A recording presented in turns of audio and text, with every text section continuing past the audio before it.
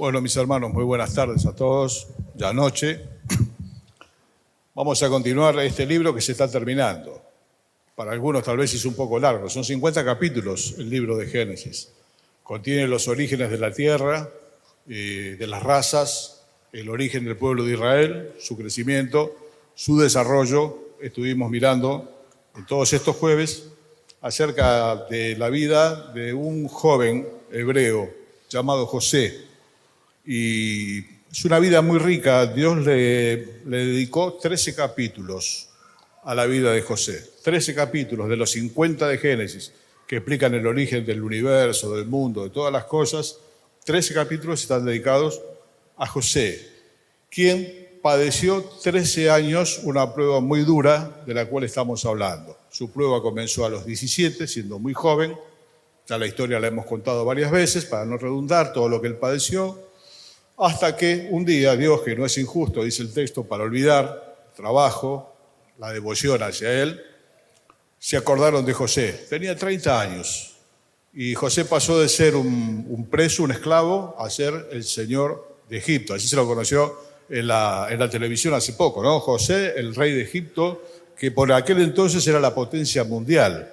Es como si hoy pensásemos en alguna de las potencias mundiales y, bueno, ser el segundo. El primero era Faraón y él era el segundo en poder. ¿Cuántas cosas le pasaron en tan pocos años, no? 30 años. ¿Cuántas cosas acontecieron?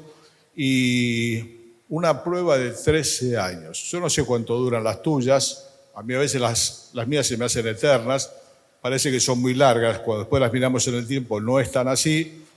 Pero hay hermanos, así como José y tantos otros, que han padecido muchos años. Por eso siempre tenemos que estar orando para que nuestra fuerza no falte. Por momentos vamos a sentir que falta, pero Dios renueva las fuerzas del que no tiene ninguna. Bueno, y evidentemente José tenía una vida muy cercana al Señor porque pudo soportar 13 años, arrancando de los 17 a los 30. Otra cosa es 13 años y te agarra a los 40, cuando uno ya está más o menos afincado en la vida. No, lo agarró a los 17 con toda una historia, tampoco no era muy buena atrás, su madre había muerto, tantas cosas.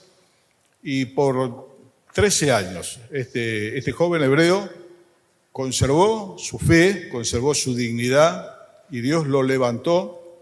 Decíamos que es una especie de figura del Señor Jesús, quien fue levantado por el Padre hasta lo sumo y tiene un nombre que es sobre todo nombre. Bueno, vimos en el capítulo anterior que José se da a conocer a sus hermanos. Estuvimos estos jueves viendo de qué manera los hizo ir y venir hasta que cada uno pudiese comprender la gravedad de lo que había hecho.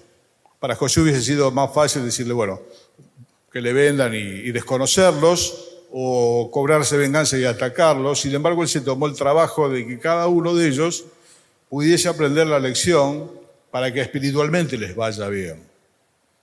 Con comida se hubiesen arreglado los hermanos, pero de parte de Dios y a través de José se llevó cada uno una enseñanza para su vida, reconocieron por qué le han pasado las cosas que le pasaron, el mal que habían hecho, y ese es el primer paso para que Dios restaure una vida. No hay una vida restaurada si primero no pasó por el reconocimiento profundo de su necesidad de Dios, del mal que ha hecho, poco, mucho se ha hecho contra la santidad de Dios.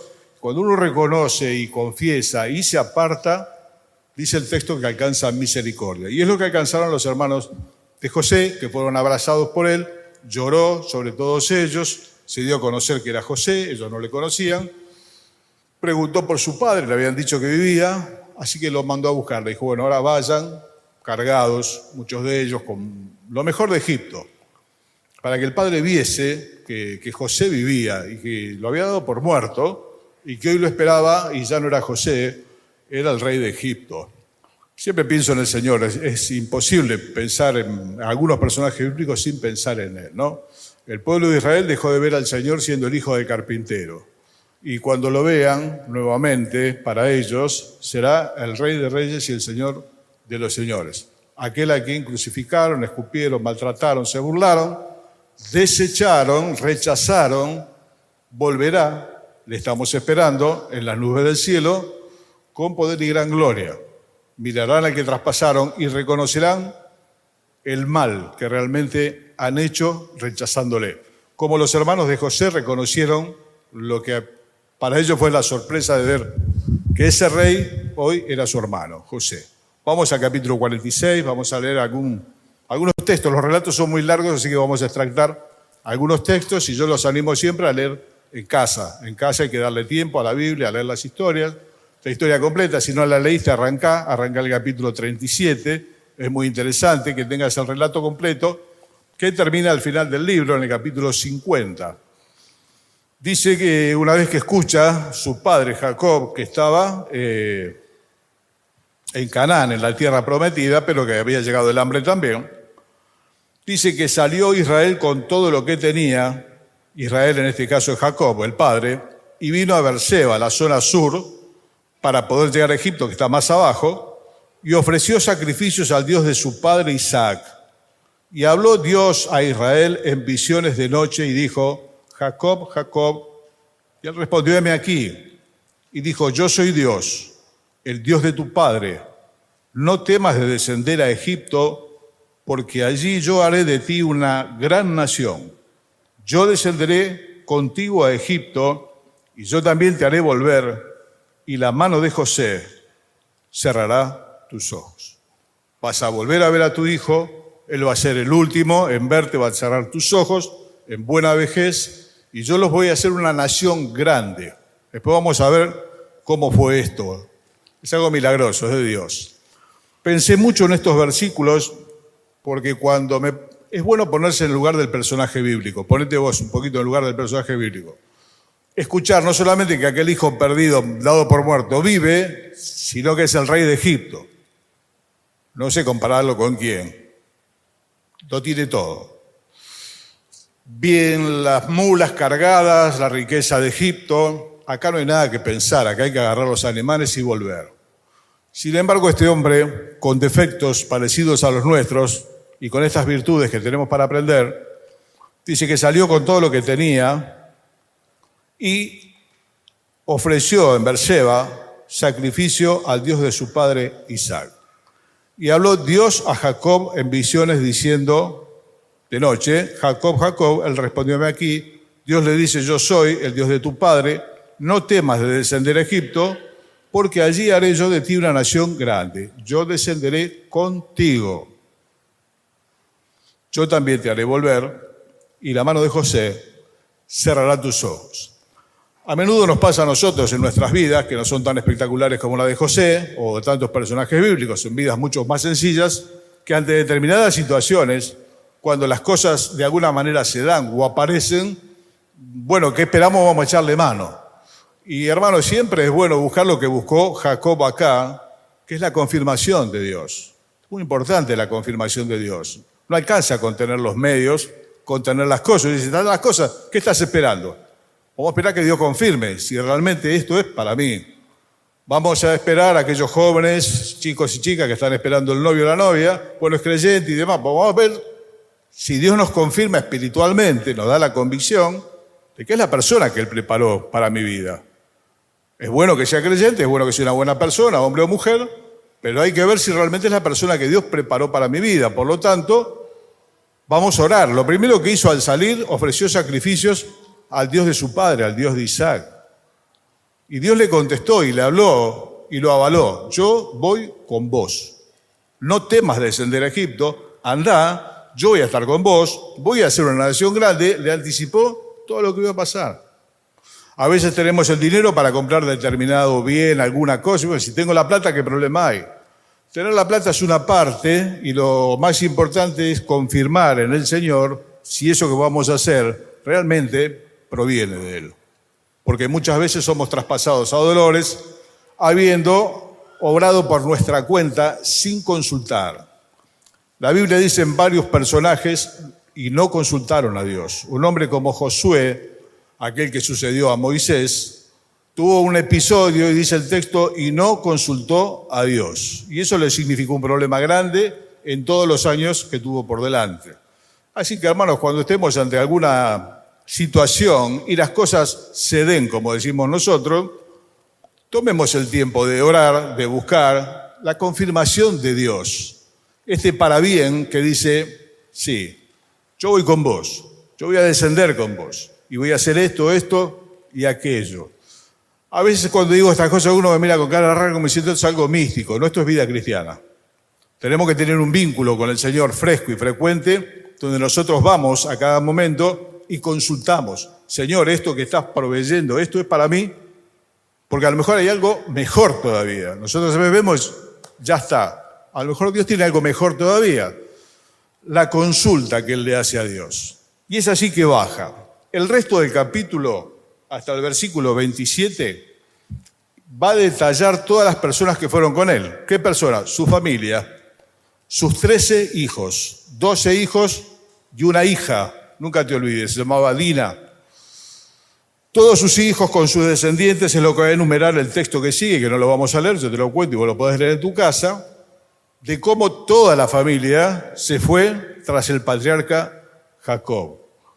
Cosa que siempre me impacta mucho y lo deseo para mi vida y para la vida de mis hermanos, de que nuestra familia nos siga. Eso es importante, ¿no? Vimos la vida de Noé hace unos cuantos jueves atrás y Noé no pudo persuadir a la multitud, pero sí a su familia. Su familia lo siguió, su familia se salvó. Y gracias a Dios, quiera Dios que todos aquellos que descienden de nosotros vean en nosotros el ejemplo a seguir, que el Señor está con nosotros y nos sigan a nosotros siguiendo al Señor. No es que nos sigan a nosotros, que nos sigan a nosotros siguiendo al Señor. Dios le dio esta bendición a Jacob. Y acá se enumeran todos los nombres. Están los 12 varones y el nombre de la hija. Los descendientes, los nietos, bisnietos, todo se fueron con él. Algunos podrían decir, bueno, pero con el hambre que había como para no irse, podrían haber ido a otro lado. Yo le doy gracias a Dios que hasta acá nos acompañó el Señor, así decía Samuel, y el Señor lo sigue haciendo. Y nos sigan nuestros hijos, como dice la canción, que los puedan recordar que fuimos fieles. Y que nuestra vida sea una invitación para nuestros descendientes a seguir al Señor y no un obstáculo. A veces hay algunas vidas que son un obstáculo para que los hijos, los demás, sigan al Señor. Porque la responsabilidad del padre o de la madre no fue el modelo que sigue al Señor. Yo quisiera seguir al Señor hasta el último día y que mis hijos y el nieto que están por llegar, ya faltan 20 días, si el Señor no viene antes y le da vida, siga al Señor. Y los que vayan a venir, sigan al Señor. Y toda mi familia siga al Señor. Así que Dios le dio esta bendición a Jacob. Todos fueron con él. Leemos un solo versículo en el verso 27 del capítulo 46. Verso 27, después de toda la lista, nos da el total. ¿Cuántas personas son? Y los hijos de José, que le nacieron en Egipto, 2 personas. Todas las personas de la casa de Jacob que entraron a Egipto fueron 70. 70 personas componían toda la familia de Jacob. Su esposa, que aún vivía, Lea, Raquel había muerto, los hijos, sus concubinas, todos nietos, 70. Pensá en este número, 70 personas hebreos fueron a Egipto. Eran todos los judíos que había. El mismo relato del Éxodo cuenta que al salir el pueblo de Israel 400 años más tarde, desde Egipto a la libertad, eran 600.000 varones mayores de 20 años, preparados para la guerra. Si redondeamos con chicos, mujeres y demás ancianos, podemos estar hablando de 2 millones de personas. En 400 y pico de años, estas 70 personas se multiplicaron en prácticamente 2 millones de personas. Porque es el pueblo de Dios, que fructifica, que se multiplica. ¿Cuántas personas pensás que llegaron con Pablo a Filipos? Yo estuve buscando el dato, en la Biblia no está, por libro de historia tampoco lo encontré, pero no creo que sean muchos más de los que entrarían en algún barquito de mediano porte. No sé, no eran tanto los colaboradores, Pablo los enumera, Estíquico, Estito, Timoteo, Filemón, algunas María, algunas Febe, algunas más. No. Tal vez serían un puñado, no superarían las 10 personas. Cuenta el capítulo 16 que junto con Pablo desembarcaron en Filipos. ¿Y qué es Filipos? La puerta de Europa. Filipo fue el puerto de llegada para el cristianismo en Europa. Y los cristianos, a lo largo de los años y de los milenios, son millones de millones. Con un puñadito muy chiquito que iba con Pablo en un viaje misionero, poniendo el pie en Europa, no en Asia. Dios le dijo que no a Europa. Y en estos 2 milenios no se puede contar la cantidad de cristianos, de los cuales nosotros somos parte, ¿no? Y todo Occidente. De alguna manera ese barquito llevaba la semilla para Occidente, para los gentiles. Pedro había salido para Asia, para los judíos. Y si en aquel entonces salieron de Egipto casi 2 millones de personas, ¿cuántos pensás que son hoy? Bueno, conforme a la Escritura no hay registro de cuántos judíos de aquel entonces hasta ahora, que son aproximadamente unos 5.000 años, ¿cuántos son? Porque Dios dijo, serán como la arena del mar, que no se puede contar, como las estrellas del cielo, no se pueden contar. Los hijos del pueblo judío no se pueden contar. Todo hombre, toda mujer descendiente de madre judía es judío, por más que haya nacido en Argentina, en China, donde sea. No será israelita, pero es descendiente de Abraham. Y están por todas partes del mundo, conforme a la promesa, hermano, conforme a la promesa, que nos tiene que alentar a nosotros con nuestras tal vez pequeñas promesas. No tenemos esta magnitud, estas cosas tan grandes, pero cuando llega el tiempo, Dios lo hace y Dios multiplica de una manera donde civilizaciones han desaparecido. Los babilonios desaparecieron, los persas hoy son Irán, ¿no? Prácticamente desaparecidos. Judíos en todas partes del mundo. Y te doy un dato de color, los grandes capitales del mundo son judíos. Encontraron su casa en Estados Unidos en la época de la guerra, hicieron allí su refugio en el siglo pasado. Argentina también fue un hogar para muchos de ellos, muchos países, están en todas partes. Los grandes capitales del mundo son judíos. Lamentablemente son ricos en plata, no son ricos espiritualmente. Pero la plata, que fue tras lo que ellos fueron, la tienen y toda. Multiplicó. ¿Cuántos bajaron con Jacob? 70. ¿Cuántos salieron de Egipto 400 y pico años después? Casi 2 millones. ¿Cuántos son hoy? Se perdió la cuenta. ¿Cuántos serán los cristianos al cerrar el número con la venida del Señor? Es imposible de contar, solamente lo sabe Él. Hay cristianos en China, hay cristianos en toda parte del mundo. En el libro de Apocalipsis, Revelación, dice que en su visión vio que había gente de toda lengua, tribu, nación, de todas partes.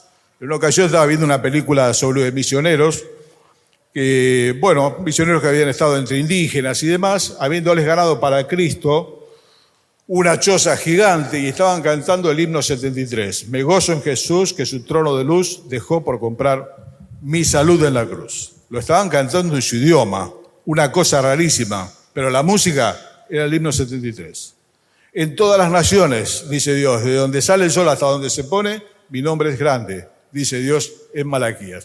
Te digo esto porque a veces pensás que los cristianos somos 20 locos que estamos acá los jueves, otros 30 locos que andan más allá. No, los cristianos somos millones de millones, somos por la gracia de Dios la sal del mundo y somos la luz del mundo. En el tiempo que Israel es el recurso económico del mundo, los judíos, nosotros la iglesia somos como la arena del mar, somos la sal del mundo y somos la luz del mundo. La sal evita la putrefacción y la luz sabemos todo lo que hace, ¿no? Pone de manifiesto todas las cosas. Así que, mis amados, damos gracias a Dios que el Evangelio llegó hasta nosotros. El Evangelio sigue corriendo. Hoy fuertemente en China, la iglesia que más crece es la iglesia en China y en la China comunista, donde no se puede hablar de Jesucristo. Son reuniones secretas, donde no pueden siquiera cantar para no ser descubiertos. Bueno, pasó como pasó con los judíos. Cuanto más los oprimían, más se reproducían. Cuanto más se persigue el cristianismo, mayor número de cristianos hay en las partes más insólitas y más raras del mundo que vos y yo nos podamos imaginar. Un pueblo del cual nosotros, por la gracia de Dios, formamos parte. Y vi el número. ¿Y cuántos eran? Eran millones de millones.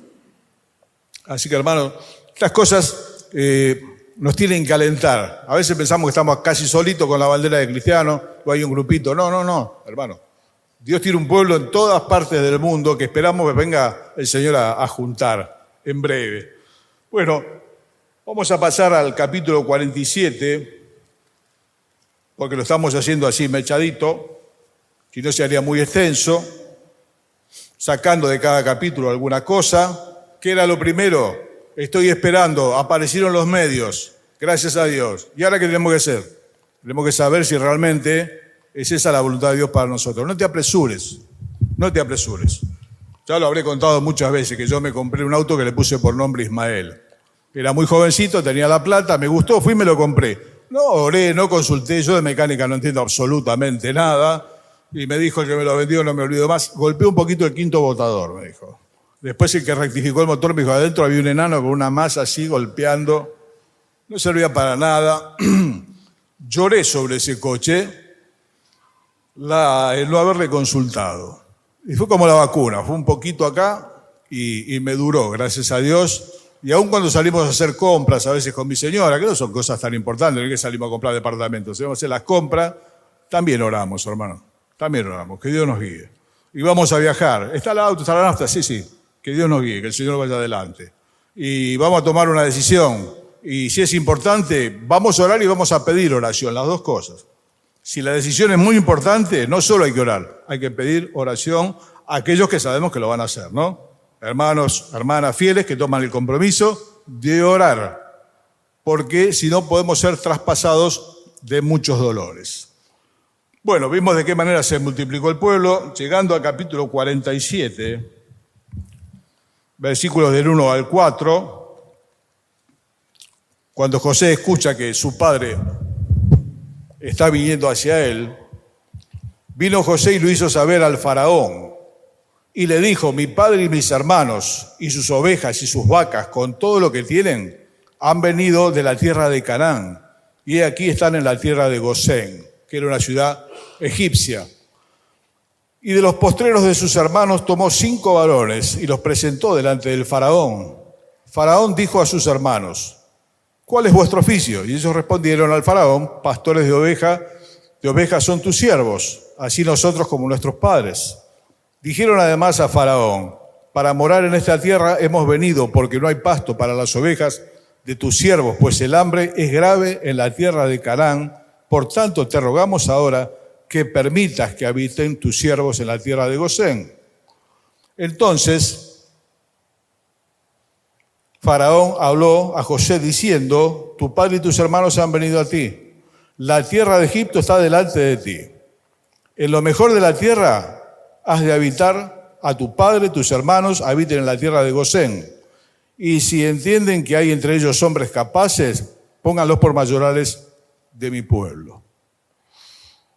Finalmente ya venía viajando, después de haber orado, Dios le confirmó, viene viajando, viene de una hambruna muy grande, y acá que lo espera la provisión de Dios. Acordate de esto. Los mensajes tienen muchas palabras y retenemos apenas un 5% de todo lo que se dice. Es muy poco. En medio de la hambruna enorme para estos 70 que eran la semilla del pueblo de Dios, que lo empezó con Abraham, siguió con Isaac, siguió con Jacob y Esaú y con la descendencia, para este grupo de 70 que hoy son la semilla del pueblo de Dios, hay pan. Donde el hambre era terrible. Eran 7 años de hambre después de 7 de abundancia, ¿se acuerdan? Terrible. Esta gente dejó la tierra, vino a Egipto.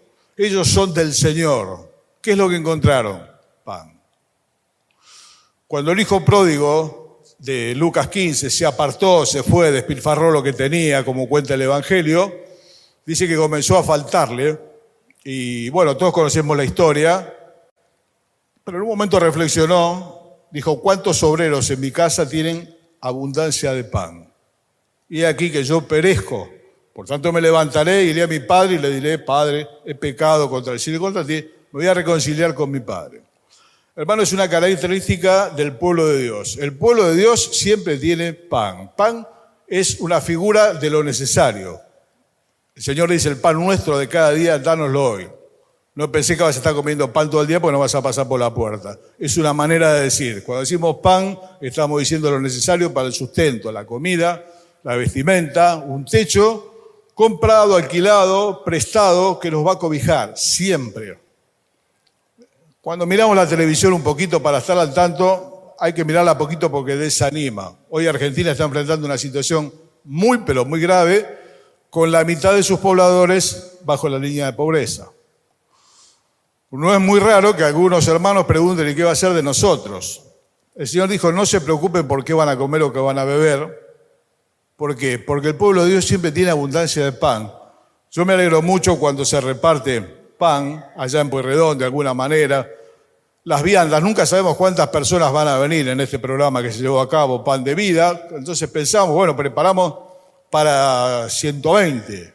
Y a veces vinieron 118. Gracias a Dios, nunca faltó. De modo de tener que decirle al vecino, a la persona que vino, mire, disculpe, no me queda nada. Después de haber hecho una fila que le llevó una hora y pico. Porque en la casa de Dios hay abundancia de pan. Y cuando se casa alguien de la iglesia, es muy caro hacer un casamiento para tanta gente. Entonces ponemos un poquito entre todos. Así se solucionan los ágapes de los cristianos, con comida. Y siempre sobra. Siempre sobra. Y se le puede dar a aquel que por ahí falta y se hacen paquetes. Hermano, esta es una característica del pueblo donde vos y yo habitamos. Y tenemos que darle gracias a Dios y estar tranquilos. A lo mejor habrá que hacer alguna modificación, no se podrá hacer algún gasto que antes hacíamos, pero no tengas ningún tipo de inquietud que en tu casa y en la mía siempre va a haber pan. Siempre va a haber lo necesario, nunca va a faltar. Y aquellos que tenemos unos cuantos años, tenemos hoy la obligación espiritual de decirle a las generaciones más jóvenes que en la casa de Dios hay abundancia de pan, que fuimos jóvenes, que hemos envejecido y que no hemos visto ni un justo desamparado, ni a sus descendientes mendigar pan. Así que para ellos, al llegar a Egipto, dijo el faraón, lo mejor de Egipto, la tierra de Gosén, que habiten ahí. ¿Por qué? Porque son hijos de Dios y hallan gracia delante de extraños.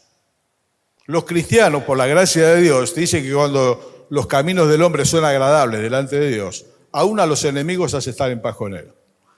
¿Y qué es lo otro bueno? Que normalmente hallamos gracia delante de personas que no son del Señor. Y somos muy bendecidos. Hemos sido bendecidos por hermanos, hemos sido bendecidos por personas que no son del Señor. Sin embargo, Dios los puso allí para bendición del pueblo de Dios. ¿Por qué? Porque es su pueblo. Porque Él no se desentiende de su pueblo. En otro pasaje dice la Escritura, cuando ellos sufrieron por su desobediencia, en toda angustia de ellos, Él fue angustiado. Y el ángel de su faz los llevó y los libró. En toda angustia de ellos, Él fue angustiado también. Así que vamos por el mundo con esta certeza. Habrá tiempos difíciles, lo están pasando en todos los países, es un problema mundial, ¿no? Y continúa el relato. A ver, vamos a hacer un salto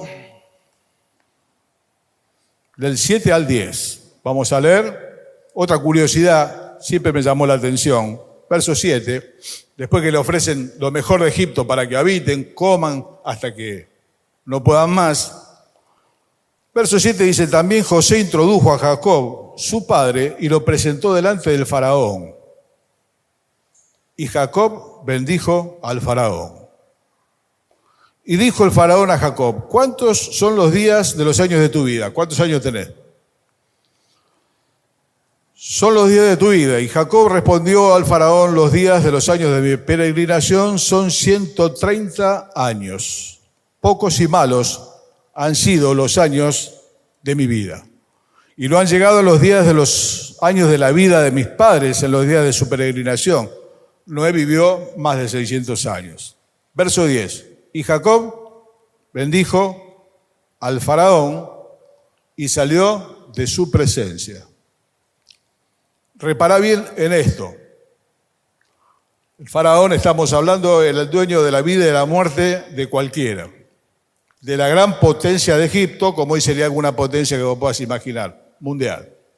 A veces para recibir al secretario, el subsecretario, van a saber cuántas cosas, todo un personaje, se hacen unos arreglos terribles, barremos la casa, todo. Acá Jacob llega con sus años, 130. Él lo define como pocos y malos. Había penado bastante. ¿Y quién bendice a quién? Y bueno, el más importante es Faraón, ¿no? El más importante es Jacob. ¿Por qué? Porque es un hijo de Dios. El hijo de Dios bendice al Faraón, al rey de la tierra. Sí, porque es mayor que él. Hoy no se sabe cuál es la momia de este Faraón. En el Cairo hay una cantidad de restos arqueológicos, momias y demás. No se sabe bien quién fue el faraón que se vio la cara con José y demás. No se sabe bien. Son unas momias que están allí. Pero el nombre de Israel se perpetuó en toda su descendencia. Jacob pasó a llamarse Israel y el nombre de Israel inundó la tierra. Porque mayor es el que viene del cielo, decía el Señor, ¿no? Que lo de la tierra. Así que aun cuando estamos ante autoridades de este mundo, las tenemos que respetar, tratarles como corresponde, lo mismo que a quien no tiene absolutamente nada y también le tratamos como corresponde. Me da mucha tristeza cuando en alguna congregación he visto, en un acto particular, bueno, viene el intendente, bueno, hay que correr la mejor silla. Al intendente hay que respetarlo como corresponde, al presidente, a quien sea, y al que barre el salón también, y al que me pidió la moneda en la calle también, porque está hecho a imagen y semejanza de Dios. Y Dios no hace acepción de personas, trata a todos por igual. Nosotros a veces queriendo ganar el favor de ese intendente, a veces las chapas para el tinglado, esto para la escuela, y señor intendente, vamos a tratarlo como corresponde, con respeto. Y hay que me limpia el vidrio con el mismo respeto. Y la persona que está haciendo trabajos en casa, con el mismo respeto. A todos por igual. Estas diferencias que se hacen no son buenas. Si alguien es mayor entre los seres humanos, es el Señor. Dijo, yo estoy en medio de ustedes como el que sirve. Siendo el dueño del mundo, está en medio de ellos como el que sirve. Decía Salomón en sus reflexiones sabias, he visto siervos a caballo y príncipes a pie. He visto siervos a caballo y príncipes a pie. Cuando uno ve a alguno de estos personajes tan encumbrados, la custodia, una movilización terrible, es un mortal. Es un mortal. Se le rompe la arteria de la cabeza y en 5 minutos, 10 minutos quedó sin oxígeno y murió, o tiene un daño permanente y ya no conoce ni a la familia.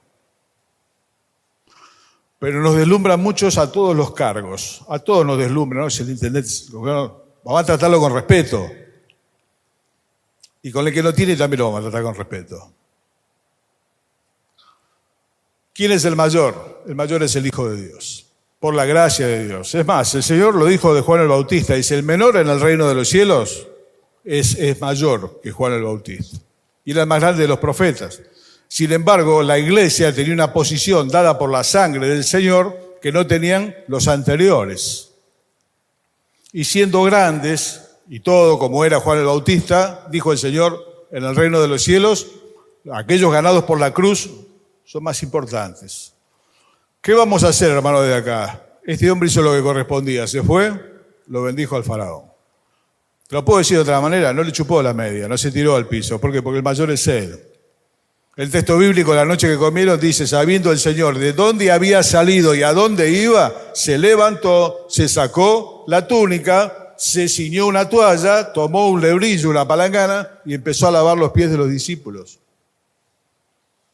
Porque solamente los grandes se agachan. Eso lo decía Jorge Escopazo. Los únicos que tienen problemas para pasar por la puerta son los grandotes. El enano pasa directamente. El grandote se tiene que agachar. El que se puede agachar realmente es la gente grande. Y se lo ve que es grande. Grande no me refiero en años, ¿no? Por la forma en que se agacha. Por la forma como Dios se humilla a mirar en medio nuestro, dice el texto. Dios se humilla a mirar en medio nuestro. Y nosotros vamos a atender a todos por igual. Somos del pueblo de Dios, tenemos abundancia de pan y vamos a tratar a todos del mismo modo, como nos gustaría que nos traten a nosotros, ¿no? Como quieran ustedes, dijo el Señor, que los hombres hagan con ustedes, así hagan ustedes con ellos. En el verso 13, la tarea es para casa, hasta el 27, vamos a ver de qué manera Dios prosperó el trabajo de José. El hambre era tanto que el pueblo iba a comprar. Llegó un momento que la plata se le terminó. Entonces José dijo, bueno, si no tiene más plata, páguenme con la hacienda, con el ganado. Se lo dieron. El hambre siguió y fue tanto que ellos le dijeron, bueno, mira, comprarnos a nosotros y nuestras propiedades. Y José compró todo Egipto para el faraón. Y al verso 25 ellos respondieron, la vida nos has dado, hallemos gracia en ojos de nuestro Señor y seamos siervos de faraón. Cómo Dios prospera el trabajo de nuestras manos también. José fue el que había propuesto el plan de los 7 años y los 7 años de malaria. Acá el plan está en desarrollo. Consiguió todo para el faraón, para Egipto. Proverbios pregunta, ¿has visto hombre diligente en su trabajo? Delante de los príncipes estará. ¿Has visto hombre o mujer diligente en su trabajo? Delante de los príncipes estará. Los hijos de Dios, temerosos de Dios, piadosos, hombres, mujeres, es bueno que prosperemos, no me refiero tanto al dinero, sino que también lo puede dar en las cosas que hacemos, que nos vaya bien en las cosas que hacemos y que tengamos estima de parte de aquellos que nos han empleado. A mí me alegra mucho cuando un hermano me dice, mira, me dieron tal responsabilidad en la empresa o me dieron la llave del depósito de la caja, habla de mucha responsabilidad. Un hermano nuestro en la fe en el siglo pasado fue uno de los que firmaba los billetes que todos usábamos todos los días, trabajaba en el Banco Central, tenía un cargo muy importante, así que la firma de él la podías encontrar en alguno de los billetes que se usaban todos los días. Yo lo conocí, era un hombre muy sencillo, un hombre dedicado plenamente a la escritura, salía del Banco Central, se encerraba con sus libros y servir al Señor, extremadamente piadoso, extremadamente generoso también y próspero. Dios lo prosperó y no hay nada de malo en eso. Lo puso delante de los principales. En el Banco Central iba la firma, no recuerdo bien el cargo que él tenía, iba la firma de él también. Es bueno que nosotros progresemos en las cosas que hacemos, que nos tengan en estima por un trabajo bien hecho, por el trabajo que corresponde, tanto sea en relación de dependencia como sea de forma independiente, que tengamos buen testimonio de los de afuera, eso es lo que significa. A veces, pórtense bien, vamos a dar buen testimonio. No, eso es caretear, sino háganse lo creyente que viene el pastor. No, ser de una manera tal que la persona que nos emplea temporalmente o de una forma fija se alegre de tenernos entre ellos y se beneficie con nuestro trabajo. El faraón se benefició muchísimo, compró todo Egipto para el faraón con la tarea de José. Así que hermano mío querido que estás trabajando, hermana, que estás en el tiempo laboral, trabajá como para el Señor. Así dice Colosenses, no como los que sirven al ojo. ¿Qué significa? Viene el jefe, vamos a trabajar. No. Llego tarde, me voy temprano, antes de la hora, falto sin motivo. Al trabajo no se falta si no hay motivo. Una historia muy triste. Hace muchos años se congregaba un hermano en la fe con nosotros que era médico, así como Juan. Y pobre médico, no hay nada peor que ser el pastor, es el médico de la congregación. Ni bien lo vemos nos empieza a doler algo, ya lo agarramos, pobre Juan, ¿no? Pero bueno, este es mi hermano Jorge Surutusa, ya está con el Señor. Me dice un día, mirá, me pone muy mal, a veces los hermanos me piden un certificado para faltar al trabajo. Entonces, hermanos, en ese tipo de cosas es donde se ve la calidad de la persona. Después lo que podamos decir acá, cantamos, servimos. ¿Qué tan buen empleado sos? ¿Qué referencia darían tus empleadores? Yo escuché empleadores que dicen, yo no tomo un creyente ni dormido. Es un problema y encima te ganas un juicio. Situación tristísima. No, hermanos, los creyentes tenemos que servir a nuestros empleadores temporales o permanentes como al Señor. Con calidad del trabajo, con honestidad en lo que el trabajo, si un kilo es un kilo pesa un kilo, honestidad. Entre las cosas que Dios abomina la pesa falsa. Pues ya piensa, sí, la deshonestidad en el trabajo. Decir que le puso blanco y le puso negro. En mi trabajo por lo menos la gente no sabe. Antiguamente con los televisores viejos cuando se apagaba el televisor, ¿se quemó el tubo? El tubo no se quemaba casi nunca. Pero no, se apaga por un montón de motivos un televisor. La gente tiene que confiar. Y va a tomar la palabra que le decimos, pero el Señor nos está mirando. Y el jefe es Él. ¿Viste hombre diligente en su trabajo? Delante de los príncipes estará. Cuando anda penando por los rincones, casi siempre hay algo que anda mal.